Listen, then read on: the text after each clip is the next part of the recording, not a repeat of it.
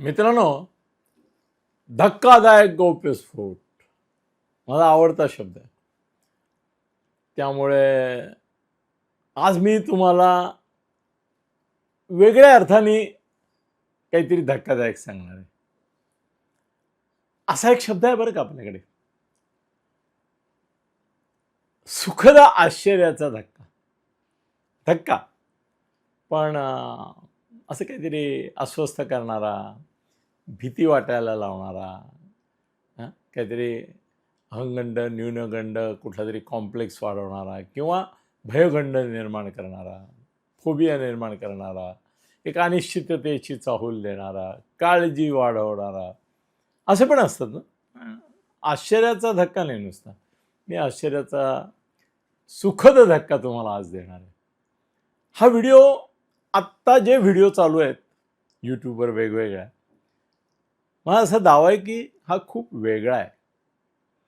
आज या क्षणाला तुम्हाला असं वाटेल की अनिलजी, आम्ही कुठलाही व्हिडिओ यूट्यूबवरचा बघायला गेलो, टी व्हीवरल्या बातम्या तर असतातच नेहमीच, हे TRP करता, याच्याकरता खळबळजनक केलेल्या, पण यूट्यूबवर पण आता तुम्ही हा जो आश्चर्याचा तथाकथित सुखद धक्का आम्हाला देताय, तसं नाही दिसत आहे आम्हाला कुठे. तिथे एकदम असं वाटतंय की देश काय अराजकाकडे चाललाय की काय. ते नेपाळमध्ये जे आम्ही ऐकलं, बांगलादेशमध्ये झालं ऐकलं, बऱ्याच देशात काय झालं, तसं काहीतरी एक संबंध देश एका चक्रीवादळात कुठेतरी भरकटत भिरकावला गेल्यासारखा जाणार आहे काय. मोदी आणि शहांचं सरकार संकटात सापडणार आहे का. राज्यांमध्ये अराजक काहीतरी निर्माण होणार आहे काय.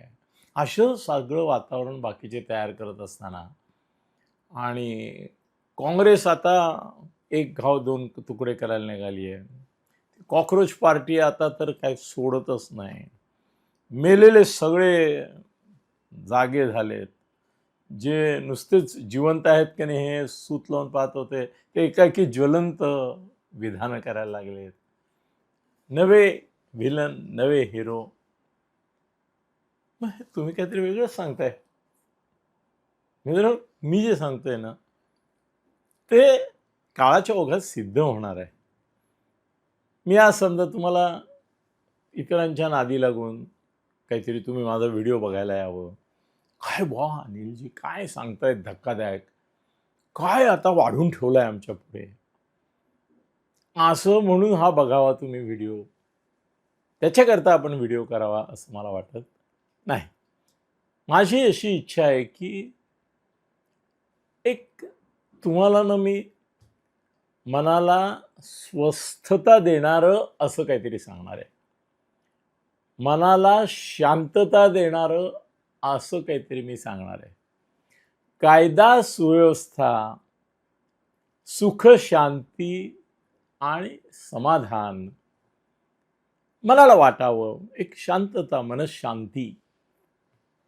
काही मेडिटेशन वगैरे न करता पण तुम्ही विचलित होता ना या यूट्यूबच्या आणि याच्या बातम्या, ती विचलितता तुमच्या मनाची कमी व्हावी, डिप्रेशन कमी व्हावं, असं काहीतरी मी तुम्हाला सांगणार आहे. आणि ते खरं आहे, ते काळाच्या ओघात सिद्ध होणार आहे. म्हणून मला तुमच्याशी बोलताना आज असं वाटतंय की मित्रांनो, हे सगळ्या बातम्या तुम्ही आहेत ना, तुम्ही एक 4-8 दिवस नाही पाहिल्यात म्हणून काही बिघडत नाही. तुम्ही बातम्या पाहिल्या नाहीत म्हणून दोन गोष्टी आहेत. एक तर जे घडतंय ते घडायचं थांबणार नाही, बिघडतंय ते बिघडायचं थांबणार नाही. तुमच्या जीवनाशी तसा डायरेक्ट संबंध, अनलेस तुम्ही डायरेक्ट त्या भोवऱ्याच्या आवर्तात असल्याशिवाय काही घडणार नाही. तुमचं जीवन स्थिर जसं काय आहे ते, त्याचं वर्णन तुम्हाला माहिती, तुमचं जीवन कसं आहे तुम्हाला माहिती, तर चालू राहणार आहे. मित्रांनो, पहिली गोष्ट एक लक्षात घ्या, आणि हे मी जे बोलतोय ना आता, त्याच्यावरची महत्त्वाची एक गोष्ट लक्षात ठेवा की मी प्रदीर्घ काळ दिल्लीला जातो. दिल्लीला मी कोणाबरोबर तरी जातो, साधारणतः कोणीतरी खासदार म्हणा, नेता म्हणा, उद्योगपती म्हणा, त्यांच्याबरोबर जातो, त्यांच्याबरोबरच राहतो, त्यांच्या माध्यमातून कधी फिरतो, राजकीय नेते असतील तर, किंवा मी माझ्या पद्धतीने मग जेवढ्या लोकांना भेटता येतील तेवढ्यांना भेटतो. आता एक नवीन असं झालंय की एक नेटवर्क आहे दिल्लीमध्ये. सगळ्याच चॅनलचे लोक आहेत, यूट्यूबचे लोक आहेत, वर्तमानपत्रांचे लोक आहेत दिल्लीतले. मी मधल्या काळामध्ये त्यांच्याशी वैयक्तिक रॅपो ज्याला आपण म्हणतो, कम्युनिकेशन ज्याला म्हणतो, एक फीडबॅक त्यांच्याकडून मला मिळेल. म्हणजे मी दिल्ली प्रतिनिधी वेगळा काही नेमलेला नाही, पण सगळे जेवढे प्रतिनिधी आहेत वेगवेगळ्या चॅनल्सचे, पेपर्सचे, यूट्यूबचे, त्यांना मी एक मित्र बनवला आहे आणि त्यांच्याकडे मी फोन करतो आणि त्यांना सांगतो मला एक 2-5 मिनटात फक्त रिअल स्टोरी द्या. मला काय तिचा TRPसाठी वापर करायचा नाही, पण मला लोकांनी म्हटलं पाहिजे की अरे बाकीच्यांनी सांगितलं त्यापेक्षा अनिलजींनी सांगितलं ते त्यावेळेला असं वाटलं की खरंच असं असेल, नाही वाटत आहे विश्वसनीय, पण नंतर खरंच ते खरं निघालं. तर मित्रांनो, असं माझं जे नेटवर्क आहे, जे मीडिया नेटवर्क मी त्याला म्हणेन, आणि ते मित्रांचं आहे माझ्या. तर त्यांच्याशी मी आता हे एवढ्या सगळ्या घटना, दुर्घटना, घडामोडी, बिमोडी सगळ्या घडतायत म्हटलं बोलणार ना. तर बोलतोय आणि त्यांना मी सांगतोय की मला याच्यावर काहीतरी ढणढणाण असं काही करायचं नाही आहे. मला लोकांना खरं काय घडतंय ते सांगायचं आहे. तर ते जे गोळाबेरीज आहे, ते जे निष्कर्ष आहे, तो जे तात्पर्य आहे, ते मी तुम्हाला सांगतो. तुम्ही आता मला आधी सांगा किंवा तुमच्या मनाशी निश्चित करा की तुम्ही भाजपाचे असं नाही म्हणत मी, कारण मी असं बघितलंय की लोक भाजपाचे समर्थक नसतात, ते मोदी शहांचे समर्थक असतात किंवा इथे फडणवीसांचे, किंवा महायुती असं जरा व्यापक केलं तर शिंदे आणि फडणवीसांचे, होय की नाही. तर तुम्ही जर मोदी शहांचे समर्थक असाल तर तुम्हाला मी एक आनंदाची चांगली बातमी देतो की मोदी आणि Shah they have peace of mind.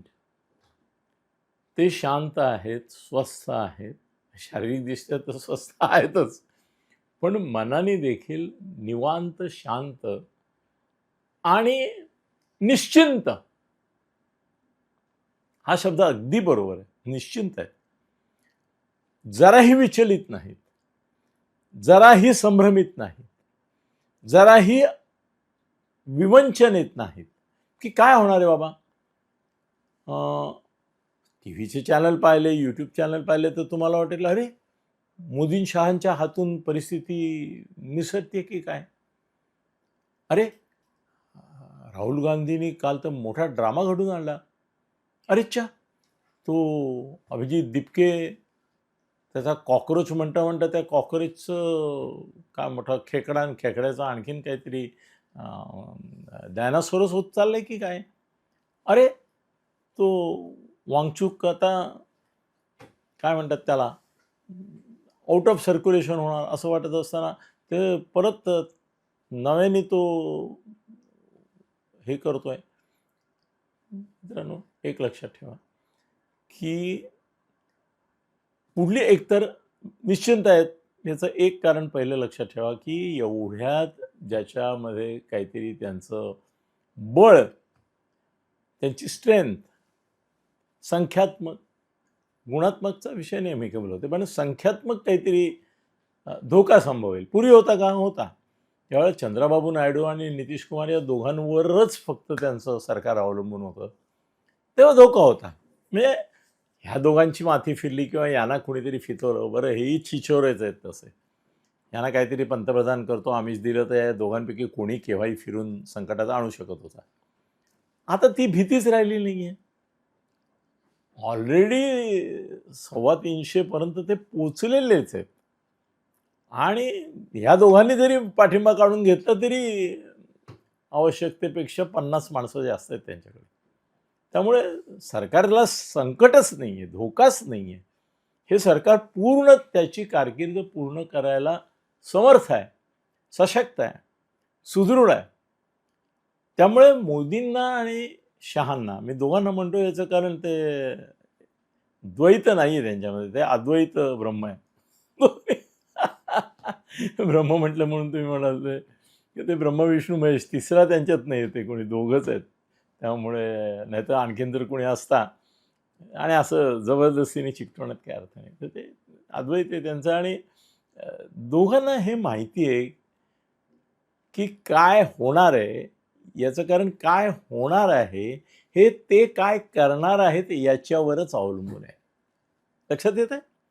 ते काय करणार याच्यावर काय होणार हे अवलंबून असल्यामुळे त्यांना ते काय करणार आहेत याच्यावर क्लॅरिटी आहे. गंमत कशी आहे की मोदी आणि शहा यांना आत्ता हे जे सगळं चाललंय ना, अस्वस्थता, अशांतता, थोडं अराजक सदृश्य, दंगल सदृश्य, असं सगळं जे वातावरण, त्याच्याविषयी त्यांना अजिबात चिंता नाही आहे. किंबहुना हे जे काय घडतंय ते योग्य वेळेला योग्य प्रकारे योग्य गोष्टीच घडतायत, ज्या वरकरणी तुम्हाला कदाचित अयोग्य वाटतील, हानिकारक वाटतील, नुकसानदेही वाटतील. तुम्हाला असं वाटेल की मोदींना त्रास आहे याच्यामध्ये, शहांना त्रास आहे, ते बदनाम तर नाही न होत आहे, ते कुठेतरी असफल आहेत असं तर भावना नाही निर्माण होत आहे. नाही नाही नाही, त्यांना कोणत्या मुद्द्यांवर विरोधकांचं लक्ष केंद्रित व्हावं आणि त्या मुद्द्यावर त्यांनी तुटून पडावं आणि त्यामुळे कोणते मुद्दे जे त्यांना थोडे अडचणीचे आहेत ते बाजूला पडावेत किंवा त्याच्यावर फोकस होऊ नये, ते नेमकं घडत आहे आणि तेच घडवून आणतायत. तुम्ही बघा की काल छोट्या छोट्या गोष्टी सांगतो तुम्हाला की काल जे शरद पवार त्या अभिजित दिपकेशी बोलताना तुम्ही पाहिले ना? टी व्हीवर सगळ्यांनी पाहता, तर टी व्ही बघताच तुम्ही. तर त्याच्याशी कसं ते एक वडीलधारा माणूस ऐकून घेतोय असं वाटतं. बरं, आता शरद पवार म्हणजे त्याच्या दृष्टीने महान माणूस, ते त्याचं ऐकायला तिथे आले म्हणजे तो धन्यच झाला. त्यामुळे तो कसा भारून बोलत होता ते बघितलं तुम्ही. तेच शरद पवार, हे वैशिष्ट्य लक्षात ठेवा, हे मोदी शहा आहेत. जे शरद पवार काल त्या दीपकेला भेटून आले ते आज मोदींना भेटायला आले. आणि तुम्ही तो फोटो किंवा ते व्हिज्युअल्स मुद्दाम बघा. मी बॉडी लँग्वेज हा माझा स्पेशल विषय आहे. फेस रिडिंग, बॉडी लँग्वेज, मी काही गोष्टींचे फार वाच्यता माझ्या करत नाही. काही ज्या माझ्या कला आहेत, काही शास्त्र मला अवगत आहेत त्याच्या संदर्भामध्ये, पण बॉडी लँग्वेजचा मी खूप अभ्यास केलेला आहे. रेग्युलर प्रोफेशनल ट्रेनिंग घेतलं आहे. Body language, facial expressions, face reading. Face reading म्हणजे केवळ ज्योतिषीय अर्थाने मी नाही सांगत आहे, माणूस, त्याचा स्वभाव, त्याची जीवनशैली सगळं ओळखण्याच्या दृष्टीने ज्या भावनेने, ज्या सहृदयतेने, ज्या आत्मीयतेने, आपुलकीने, एका जवळिकीने, एका विश्वासाने आणि एक आपण कुठेतरी एकमेकाचं काहीतरी हृदयस्थ नातं आहे या पद्धतीने त्यांनी पवार साहेबांचा हात हातात घेतलेला आहे मोदींनी. ते चित्र तुम्ही गुगलवर तुम्हाला मिळेल, काढून बघा.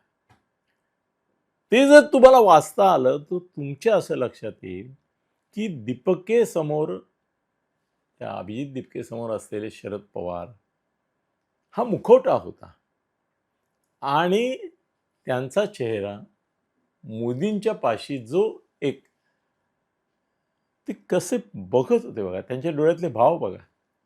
पवारांच्या नंतर सुद्धा बसलेले असताना हातात एक कागद आहे त्यांच्या आणि ते त्यांना काहीतरी सांगतायत, ते काहीतरी हे करतायत. तुम्ही बघा बारीक बारीक गोष्टी, तुम्ही फोटो बघा म्हणजे कळेल तुम्हाला. आपल्याला शक्य असेल तर जरा फोटो टाक रे आपल्याकडे, बरं का, तो शोधून ठेव. मोदी कसं आहे ना, एखादा मोठा माणूस असेल समजा, आता मी समजा फडणवीसांच्या बरोबर बसलो तर मी असं नाही बसत, मी थोडा अलर्ट बसतो, थोडं पुढे खुळतो खुर्चीत, पाठ टेकत नाही मागे आणि अटेंटिव्ह आहे मी आणि रिस्पेक्टफुली मी तुमचं ऐकतोय, अशी माझी बॉडी लँग्वेज असते. मी तर खूप मोठ्या माणसांबरोबर बसतो त्यामुळे मला माहिती आहे हे प्रोटोकॉल हा मला शिकवलेला आहे, ह्या औपचारिकता मी शिकलेलो आहे, मोठ्या लोकांनी मला शिकवलं आहेत किंवा मला अनुभवाने सिद्ध झालेलं आहे की तुम्ही त्यांच्यासमोर पाठ टेकून नसतं बसायचं, थोडं खुर्चीवर पुढे होऊन अदबीने बसायचं, असं अदब अदब. मोदी बघा अद्विनी पुढे बसलेत आणि ते काय म्हणतात ते असं लक्षपूर्वक काळजीपूर्वक एकाग्रतेने ऐकतोय, समजून घेतोय आणि आपल्या मानसिक अनुकूलता अशी आहे की ते जे सांगतायत ते आपण स्वीकारतोय. हे जे नातं आहे ना मोदी आणि शरद पवारांचं, हे नातं लक्षात घ्या. का मोदी निश्चिंत आहेत? याचं कारण असं आहे की सगळे जे त्यांच्याशी आजूबाजूला जे ग्रह उपग्रह विग्रह आग्रह दुराग्रह वगैरे सगळे जे फिरतात ग्रह, त्याच्यामधले कोणते ग्रह त्यांचे आहेत त्यांना माहिती आहे आणि त्यांच्याशी काय संबंध आतमधून ठेवायचे, काय करायचं. बरं तिथे बातम्या का नाही फुटल्या याचं कारण तिसरी व्यक्ती फक्त सुप्रिया होती. सुप्रिया, शरद पवार साहेब आणि मोदी, त्या तिघांमध्ये काय बोलणं झालं ते जेव्हा बोलत होते आणि टी व्हीवर त्याच्यावर दान दान दान दान सांगत होते की बहुतेक दीपिकेबद्दल बोलले, बहुतेक ते कॉक्रोचच्या ह्याच्याबद्दल बोलले, याच्यावर बोलले, काल्पनिक सगळं जोरात चाललं होतं. तेव्हा मी माझ्याबरोबर कोण होते त्यांना मी सांगितलं की पत्रक निघणार आणि त्याच्यामध्ये कृषीविषयक गोष्टींवर त्यांनी चर्चा केली असं येणार. याचं कारण यापूर्वीसुद्धा 19 साली ज्या वेळेला या चर्चा झाल्या होत्या त्यावेळेला असंच पत्रक, अशीच भेट झाली होती आणि असंच पत्रक निघालं होतं की कृषीविषयक समस्यांवर त्यांनी काही महत्त्वाचे विचार मांडले आणि मोदी साहेबांनी ते स्वीकार. असं पत्रक निघालं. आत्ता मी तुमच्याकडे येण्यापूर्वी बघितलं तर असं पत्रक खरंच निघालं. तुम्ही बघा, या नीट परीक्षा ही एक 23 ते 25 लाख मुलांच्याशी निगडीत परीक्षा आहे. या देशामध्ये कित्येक कोटी विद्यार्थी आहेत. एक्झॅक्ट संख्या गुगलवरून काढता येईल आपल्याला, पण मला वाटतं एक 25-30 कोटी तर विद्यार्थी असतील.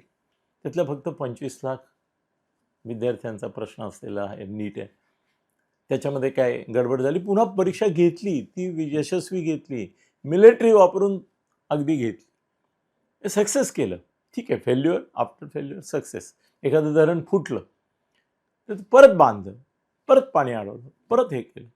कुठेतरी करेक्शन तर करावंच लागतं ना प्रत्येक गोष्टीत. अनेक वेळा अनेक गोष्टींमध्ये असं होतं, तर ते करावं लागतं. मग तसं ते केलं. आता त्याच्यामध्ये कसं आहे की अडचणीचा मुद्दा कुठला होता? लोकांच्या ज्या श्रद्धेच्या भांडवलावर भारतीय जनता पक्षाने हिंदुत्वाचं अधिष्ठान त्या श्रद्धेवर होतं, श्रीराम मंदिराचा मुद्दा, तो कुठे आता चर्चेत नाही ना. इतर अनेक मुद्दे असे आहेत की जे यावेळेला हा जर नीटचा मुद्दा आणि हा कॉक्रोच पार्टीचा मुद्दा हेन ते मग काल पोलिसांचा काय लाठीमार झाला, काय ते संसदेपर्यंत पोहोचले काय. मी तर कालच तुम्हाला सांगितलं की संसदेपर्यंत त्या कॉक्रोचच्या सेनेला पोचू दिलं.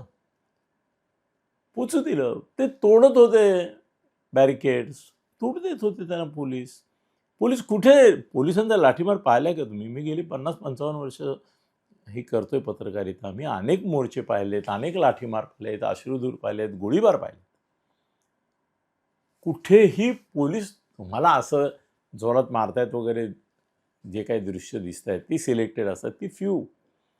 म्हणजे 1000 5000 पोलीस होते. त्यांनी जे काय केलं त्याला सौम्य, हा शब्द सुद्धा सौम्य आहे, इतकं जुजबी होतं.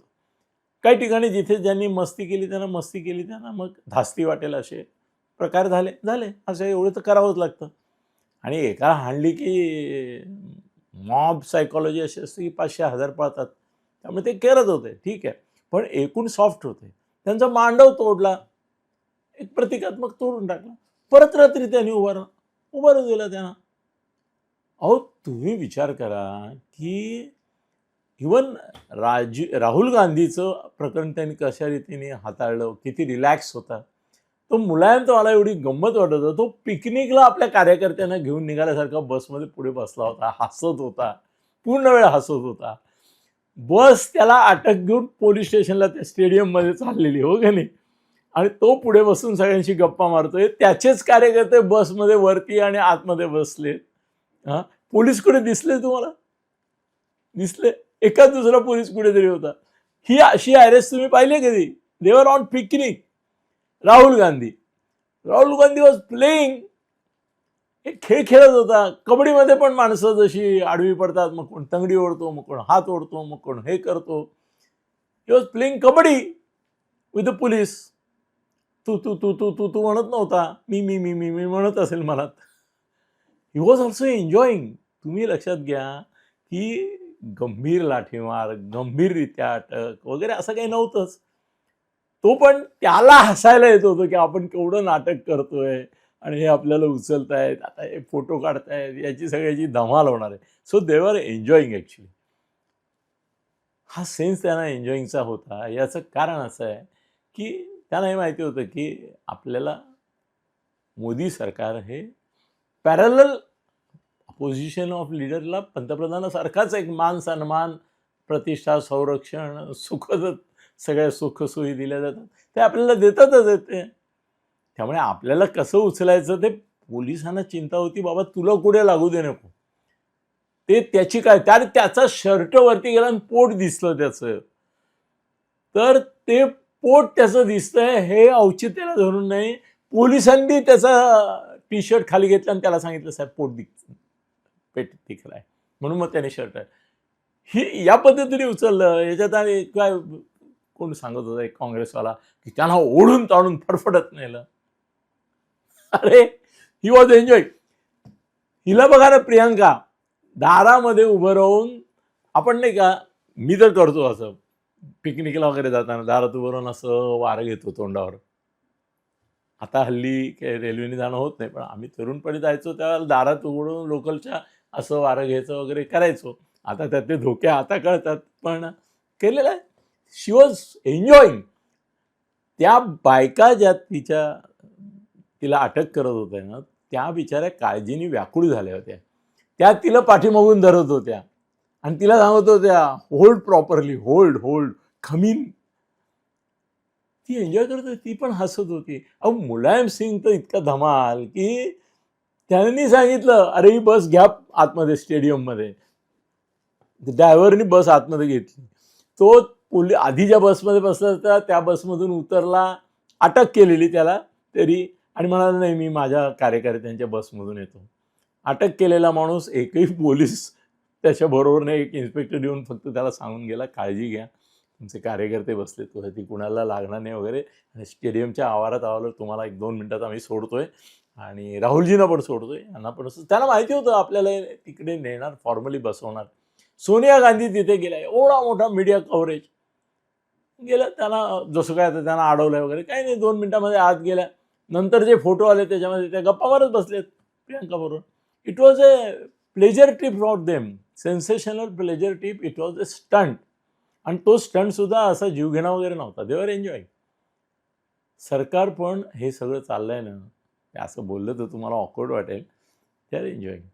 आणि त्यांना जे काय मिटवायचं असेल ना ते त्यांना हवं तेव्हा मिटवतात, हवं तेव्हा वाढवतात, हवं तेव्हा पेटवतात, आणि मोदी शाह वाकप करायचे. तुम्ही बघा की मागच्या वेळेला काहीतरी, आता मला कोणीतरी त्यांना विचारलं किती दिवस ते शेतकरी आंदोलन चाललं होतं, तर काहीतरी 250 का 300 दिवस शेतकरी आंदोलन, ते शेतकरी बसले होते.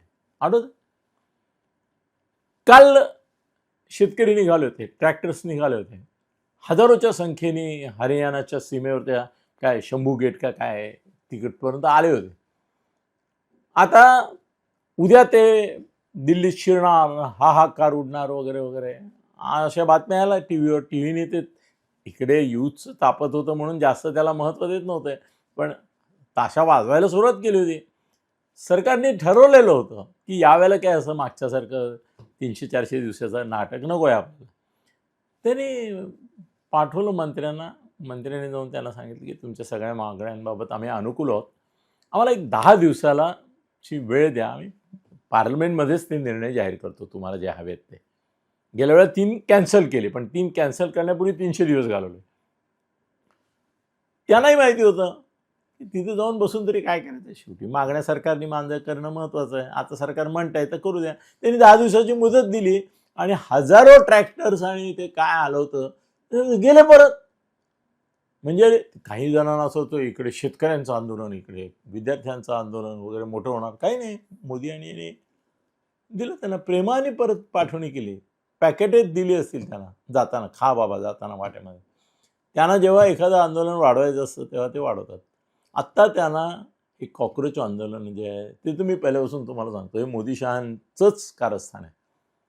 आपले मित्र आहेत म्हणून आपण त्याला कारस्थान न म्हणतात त्याच गोष्टीला आपण प्लॅनिंग म्हणायचं असतं, हो की नाही. जसं मनोज जरांगे हे प्लॅन्ड असं ऑपरेशन आहे, ते हिता करताय होय, आणि ते व्यवस्थित सांभाळून आहेत की नाही.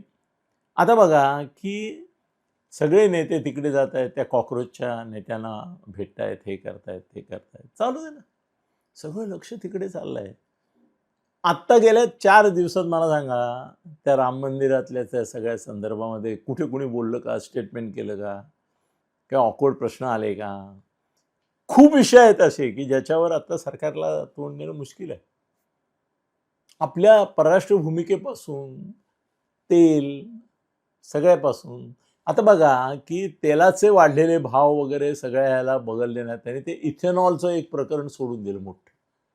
इथेनॉल प्रकरण हे गडकरींचा खरं म्हणजे त्याच्याशी संबंध, ते रोड ट्रान्सपोर्ट मिनिस्टर आहेत, त्यांची 2 मुलं कुठेतरी 0.7% ते इथेनॉल तयार करतात. हां, त्यांना बळीचा बकरा करून ठेवलेला आहे. त्यांना काढत नाहीत ना मंत्रिमंडळातून, त्यांच्याही बापाचं काय जात आहे. सगळा रोख तेलाचे वाढलेले भाव याच्याऐवजी इथेनॉल का, मग इथेनॉलनी गाड्या खराब होतात, मग हे होतं ते होतं, त्याच्यावर चाललंय. आणि पेट्रोलियम मिळते तो कोण, हरदीप सिंग हे मला वाटतं, त्याचा कुठे संदर्भच नाही. इथे पण गंमतच आहे की एज्युकेशन मिनिस्टर आहे आपला, पण धर्मेंद्र हा एज्युकेशन मिनिस्टर असला तरी देखील हेल्थ मिनिस्टर आपला हा आहे, मला वाटतं नड्डाच आहे, मला वाटतं बहुतेक नड्डा आहे. म्हणजे हेल्थ मिनिस्टर वेगळा आहे. खरं म्हणजे हे सगळं जे प्रकरण झालं आहे ते हेल्थ मिनिस्ट्रीशी निगडीत आहे, पण त्याच्या मागे लागलेत सगळे. बरं, आत्तापर्यंत जे तुम्हाला एक जाता जाता गोष्ट सांगतो, 27 मिनटं झालीत, मलाही फार वेळ नाही आहे, पण मी तुम्हाला आश्वासित करतोय की सगळं मोदींच्या शहांच्या अगदी कंट्रोलमध्ये, त्यांना हवं तसंच घडतंय, तेच हे घडवून आणतायत. जे अराजक माजवत आहेत, जे तुम्हाला वाटतंय की गोंधळ चाललाय, लाठीमार चालले, हाहाकार उडालाय, तो सगळा त्यांना हवा तेवढाच आहे, कंट्रोलमध्ये आहे त्यांच्या. ते ठरवलं तेवढंच अलाउड आहे, तेवढंच ते करतायत. आणि हे लोक पण शेवटी त्यांची अमित शहाची सुपारी जर दिपके वाजत असेल तर तो त्याचे इनडायरेक्टली डायरेक्टली ऐकणार, तो बोलू दे ना, बोलायला काय. मी दत्ता सामंतचा 3 वर्ष सहकारी होतो. दत्ता सामंतच्या प्रत्येक सभेत दत्ता सामंतच्या आधी माझं भाषण व्हायचं, आणि त्यावेळेला बाबासाहेब मुख्यमंत्री होते, तेही माझे मित्र होते, दत्ता सामंत ते मित्र होता. त्यामुळे दत्ता सामंतच्या युनियनच्या ॲक्टिव्हिटीजमध्ये पण मी त्याचा मित्र म्हणून सहभागी असायचो. मला माहिती आहे की गेटवर किती दंगा करायचा, काय करायचा, मालकाशी कशी शिव्या घालायच्या, हे सगळं प्लॅनिंग आधी ठरलेलं असायचं. मालकालाही माहिती असायचं हे शिव्या काय घालणार, मागणार काय, देणार काय, घेणार काय, हे सगळं मिली बघत असते. माझं तर म्हणणं असं आहे की अमित शहाच सूत्रधार आहेत ना हे अभिजित दिपकेचे, तो त्यांच्या सांगण्याप्रमाणे तो बाकीच्यांना तृतीय बनवतोय. हे बाकीचे आपले ठाकरे अमुक तमुक सगळे जाऊन तिथे स्टेजवर त्याला पाठिंबा देत आहेत. उद्या तो याला तोंडगशी पाडणार. जसं त्यांनी उपोषण सुरू केलं, एक लहर उठली आणि 24 तासाचं उपोषण मागे घेतलं. त्याच्या लक्षात आलं आपल्याला एक तर झेपणार नाही, आणि त्याला परवानगीच नव्हती उपोषणाची, त्याने मागे घेतलं, होय की नाही. त्यामुळे डोंट वरी, हे सगळं मोदी शहांच्या पूर्ण कंट्रोलमध्ये आहे. आत्ता संसदेमध्ये काय होणार सांगतो, मला अजून अंदाज नाही, पण खरगे मगाशी जे बोलत होते की आधी राजीनामा मग चर्चा, विषय संपला. लोकसभेमध्ये याच्यावर चर्चा होणारच नाही. नीटच्या परीक्षेच्या संदर्भात किंवा त्यांना मारहाण झाली याच्या संदर्भात आधी राजीनामा द्या, मग आम्ही याच्यावर चर्चा करू, याच मुद्द्यावर सगळं फिसकट नाही, चर्चा होणारच नाही, एकतर्फी होईल, या लोकांना बाहेर काढतील, ते सभात्याग करतील मिलीभगत करून. पण एकूण लक्षात घ्या, मोदी शहा सेफ आहेत, सुरक्षित आहेत, सुखरूप आहेत, आनंदात आहेत, सुखात आहेत, मजेत आहेत, मौजेत आहेत. त्यांना हवं तेच घडवून आणतायत. आपल्या विरुद्धची आंदोलनही सत्ताधारी घडवतात, याचा मी साक्षीदार आहे. त्यामुळे don't worry, be happy, be relaxed. धन्यवाद.